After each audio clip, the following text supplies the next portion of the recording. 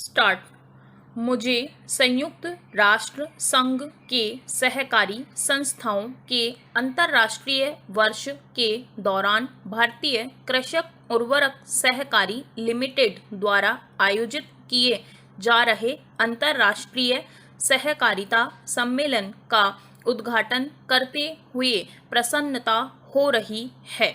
यह सम्मेलन जहां एक और सामाजिक आर्थिक प्रगति में सहकारी संस्थाओं के योगदान के आकलन का अवसर प्रदान करता है, वहीं उनकी समस्याओं और सीमाओं को पहचान कर उनका समाधान करने का भी अवसर देता है, जिससे इस आंदोलन को मजबूत किया जा सके।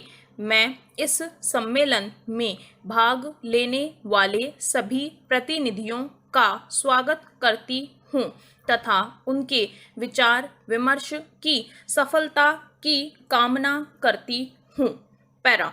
आज जब हम सहकारी संस्थाओं की भूमिका के बारे में जागरूकता पैदा करने के लिए विश्व भर में इस विशेष वर्ष को मना रहे हैं, दुनिया भर में 1 बिलियन से अधिक लोग किसी न किसी सहकारी संस्था के सदस्य हैं। केवल भारत में ही लगभग 6 लाख सहकारी सोसाइटियों के 249 मिलियन से अधिक सदस्य हैं, जो कि ऋण, उर्वरक उत्पादन, प्रसंस्करण जैसे विभिन्न प्रकार के कृषि कार्यकलापों तथा आवास निर्माण, डेयरी और कपड़ा जैसे अन्य सेक्टरों में कार्यरत हैं। पैरा। भारत में सहकारिता की चर्चित सफलता इसकी श्वेत क्रांति रही है, जिसने भारत को दुनिया का सबसे बड़ा दुग्ध तथा दुग्ध से बने उत्पादों वाला देश बना दिया। यह आंदोलन वर्ष 1970 में शुरू हुआ था और इसका आधार ग्राम दुग्ध उत्पादक सहकारी संस्थाएं थी। इफ़को, जो इस सम्मेलन के आयोजक हैं, एक ऐसी दूसरी सहकारी संस्था है जो वर्ष 1967 में अस्तित्व में आई और विश्व की सबसे बड़ी उर्वरक सहकारी संस्था के रूप में विकसित हुई तथा यह संस्था हमारे देश में उर्वरक की लगभग 1/3 मांग को पूरा करती है। भारत की खाद्यान्न में आत्मनिर्भरता प्राप्त करने में इसने प्रमुख भूमिका निभाई है। वास्तव में ग्रामीण ऋणग्रस्तता के समाधान के लिए 1 सदी से भी पहले वर्ष 1904 में भारत में पहली औपचारिक सहकारी संस्था की स्थापना हुई थी। इसके बाद आज़ादी के बाद के समय में आर्थिक विकास और लोगों के कल्याण में तीव्रता लाने के साधन के रूप में सहकारिता पर भरोसा किया गया। हमारे पहले प्रधानमंत्री पंडित नेहरू सहकारिता आंदोलन को भारत के हर गांव में एक बुनियादी कार्यकलाप तथा अंततः सहकारिता की सोच को आमजन की सोच बनाना चाहते थे। पैरा। तभी से सहकारी संस्थाओं को ऐसी स्वायत्त, आत्मनिर्भर और लोकतांत्रिक रूप से संचालित संस्थाओं के रूप में संचालन को सुचारू बनाने तथा अपने सदस्यों के प्रति जवाबदेह और राष्ट्रीय अर्थव्यवस्था में भरपूर योगदान देने के लिए प्रोत्साहन और सहयोग प्रदान करने के लिए कानून और नीतिगत उपाय किए गए हैं। इस दिशा में एक महत्वपूर्ण कदम हाल ही में संविधान में किया गया संशोधन है, जिसके अंतर्गत सहकारी संस्था के गठन को मौलिक अधिकार बना दिया गया है। और इन सहकारी संस्थाओं को सहयोग प्रदान करना राज्य के नीति निर्देशक सिद्धांत के रूप में शामिल किया गया था। इसके अलावा उनके स्वायत्त, लोकतांत्रिक तथा जवाबदेह ढंग से संचालन के लिए भी प्रावधान किए गए थे। यद्यपि सहकारी संस्थाओं के कामकाज ने हमारे संविधान में एक स्थान प्राप्त कर लिया है, जिससे विकास और रोजगार पैदा करने में मजबूत इकाइयों की क्षमता में भारत का विश्वास प्रदर्शित होता है, परंतु सहकारी अभियान को ऊर्जा प्रदान करने और उसमें तेजी लाने के लिए बहुत कुछ किया जाना बाकी है।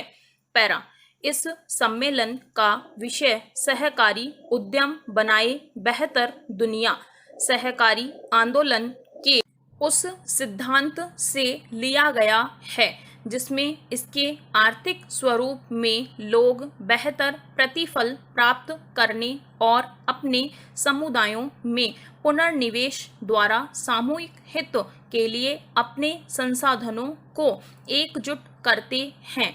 ऐसा इसलिए है क्योंकि लोकतांत्रिक और सदस्यों से संचालित होने के कारण यह सदस्यों व समुदायों की आवश्यकताओं और हितों तथा लाभ अर्जन की जरूरत को संतुलित करने की अपनी क्षमता के कारण दूसरे किस्म के व्यवसायों से अलग है।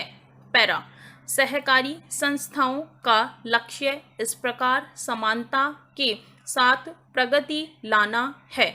समावेशी विकास के लिए ये उपयोगी संस्थाएं बन सकते हैं क्योंकि ये उस प्रमुख भागीदारों, किसानों, कृषकों, कारीगरों, हथकरघा बुनकरों, उत्पादकों और महिलाओं की जरूरतों को पूरा करते हैं जिन्हें सहकारी आंदोलन के सहयोग की जरूरत है।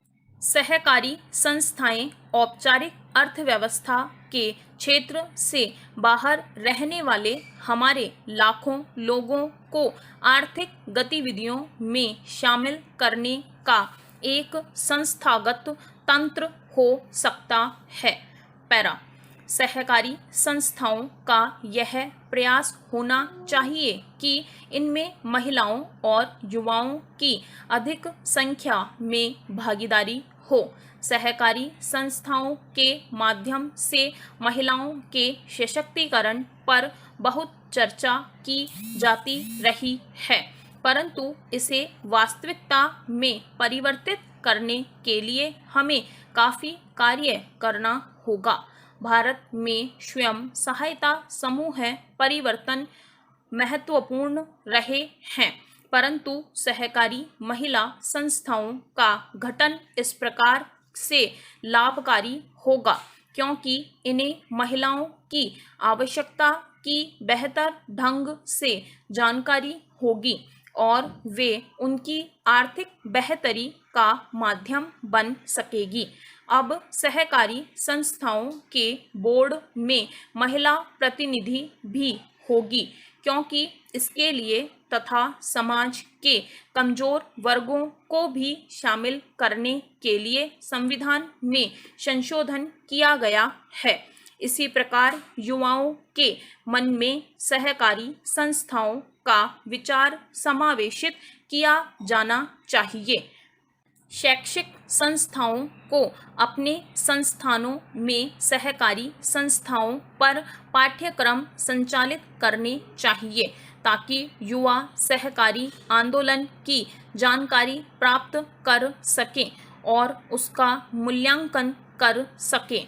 पैरा, तेजी से वैश्वीकृत हो रही विश्व व्यवस्था में सहकारी संस्थाओं के समक्ष नई जरूरतों के अनुसार कार्य नीति बनाने की चुनौती है। उन्हें बहुराष्ट्रीय और विशाल कॉरपोरेट व्यवसायों से मिलने वाली विश्व स्पर्धा का सामना करने के लिए अपनी प्रमुख खूबी को सुदृढ़ करना होगा।